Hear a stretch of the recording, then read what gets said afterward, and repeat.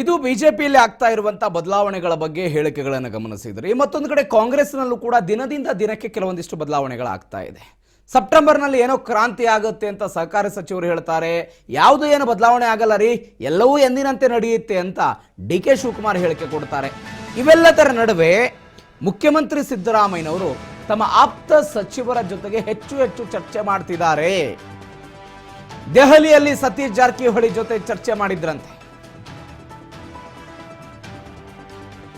1 ಗಂಟೆಗೂ ಹೆಚ್ಚು ಕಾಲ ಮಾತುಕತೆಯನ್ನು ನಡೆಸಿದ್ದಾರೆ ರಾಜ್ಯದ ಮುಖ್ಯಮಂತ್ರಿ ಸಿದ್ದರಾಮಯ್ಯನವರು, ಲೋಕೋಪಯೋಗಿ ಸಚಿವ ಸತೀಶ್ ಜಾರಕಿಹೊಳಿ.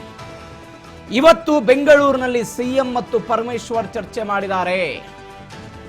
ಕಳೆದ ರಾತ್ರಿ ಕಾವೇರಿ ನಿವಾಸದಲ್ಲಿ ಅರ್ಧ ಗಂಟೆಗೂ ಹೆಚ್ಚು ಸಮಯ ಚರ್ಚೆ ಮಾಡಿದಾರಂತೆ.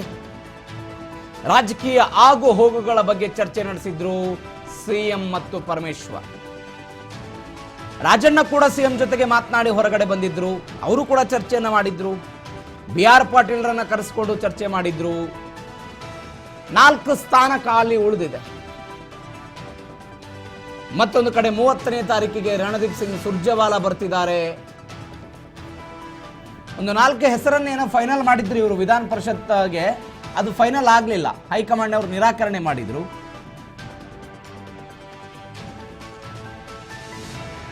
ಸ್ವಲ್ಪ ಸಿದ್ದರಾಮಯ್ಯನವರು ಆತಂಕಕ್ಕೆ ಒಳಗಾಗಿದ್ದಾರೆ ಅನ್ನುವಂಥದ್ದು ಮೇಲ್ನೋಟಕ್ಕೆ ಕಾಣಿಸ್ತಾ ಇದೆ. ಹೀಗಾಗಿ ಆಪ್ತರ ಜೊತೆಗೆ ಹೆಚ್ಚು ಮಾತುಕತೆಯನ್ನು ನಡೆಸ್ತಾ ಇದ್ದಾರೆ. ಸತೀಶ್ ಜಾರಕಿಹೊಳಿ, HC ಮಹದೇವಪ್ಪನವರು, ಇವರೆಲ್ಲ ಸಿದ್ದರಾಮಯ್ಯನವರು ಆಪ್ತರು. ಇವರೆಲ್ಲ ಸತೀಶ್ ಜಾರಕಿಹೊಳಿ ಅಂತೂ ಸಿದ್ದರಾಮಯ್ಯನವರ ಬಲಗೈ ಬಂಟನಾಗಿ ಈ ಬಾರಿಯ ಅವಧಿಯಲ್ಲಿ ನಿಂತಿದ್ದಾರೆ.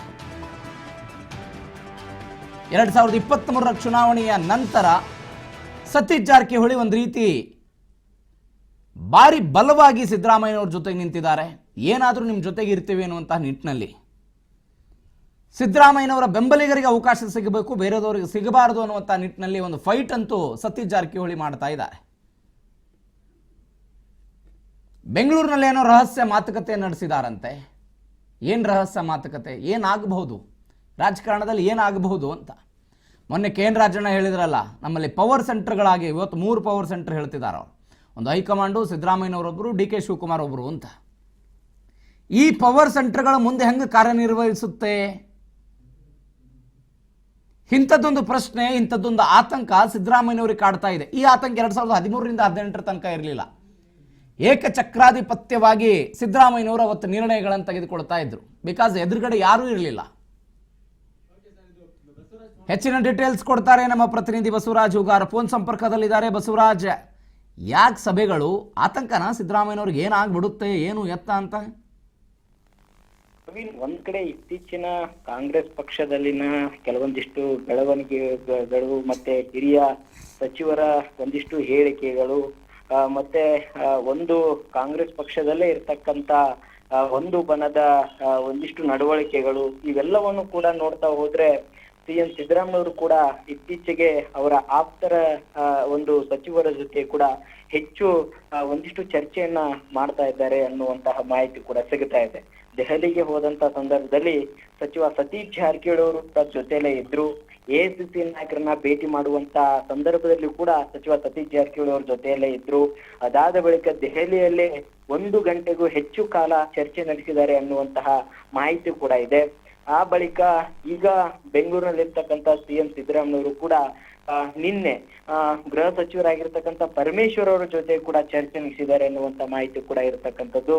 ಆಪ್ತ ಸಚಿವರ ಜೊತೆ ಒಂದಿಷ್ಟು ಹೆಚ್ಚು ಒಂದು ಸಭೆಗಳನ್ನು ಕೂಡ CM ಸಿದ್ದರಾಮಯ್ಯವರು ಮಾಡ್ತಾ ಇದ್ದಾರೆ ಅನ್ನುವಂಥದ್ದು ಇತ್ತೀಚಿನ ಕೆಲವೊಂದಿಷ್ಟು ಬೆಳವಣಿಗೆಗಳು. ಸಚಿವ KN ರಾಜಣ್ಣ ಅವರ ಹೇಳಿಕೆಯಿಂದ ಪಕ್ಷದ ವಲಯದಲ್ಲಿ ಮತ್ತೊಂದು ಬಣಕೆ ಆಗಿರ್ತಕ್ಕಂತ ಒಂದಿಷ್ಟು ಇರುಸು ಮುರುಸು ಆಗಿರ್ಬೋದು ಅಥವಾ ಅವರ ಹೇಳಿಕೆಗಳಾಗಿರ್ಬೋದು, ಈ ಒಂದು ವಿಚಾರಕ್ಕೆ ಸಂಬಂಧಪಟ್ಟಂತೆ ಕೂಡ ಹೆಚ್ಚು ಚರ್ಚೆ ಕೂಡ ಮಾಡ್ತಾ ಇದ್ದಾರೆ ಅನ್ನುವಂಥದ್ದು. ಇನ್ನೊಂದು ಕಡೆ ಈಗಾಗಲೇ ರಾಜ್ಯಕ್ಕೆ ಏನು ಈಗಾಗಲೇ ACC ನಾಯಕರಾಗಿರ್ತಕ್ಕಂಥ ಸುರ್ಜೇವಾಲಾ ಅವರು ಕೂಡ ಆಗಮಿಸ್ತಾ ಇದ್ದಾರೆ.